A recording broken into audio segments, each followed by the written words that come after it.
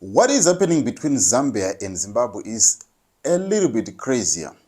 This is a video that was played on ZNBC. Recovery of 29.9 kilograms of gold and 200,000 USA dollars by Lusaka Division. On 13th August 2024, the Lusaka Division of Zambia Police Service executed a significant operation that led to the recovery of 29.9 kilograms of gold and 200,000 USA dollars.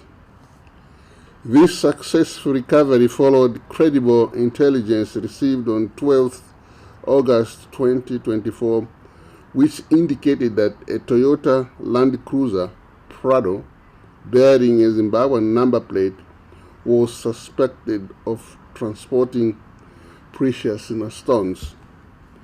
Acting swiftly on this information, the police impounded the vehicle. Where was it coming from? Some people are suggesting that it was coming from Zimbabwe. Some are suggesting that it was coming from Congo to Zimbabwe. But we don't know, but these are what experts are saying. It could be that it was coming from Congo. The question now is, why is it happening when there are bad trade relations between Zambia and Zimbabwe? Has this been happening before? Why is Zambia out there to humiliate Zimbabwe? You tell me what you think in the comments.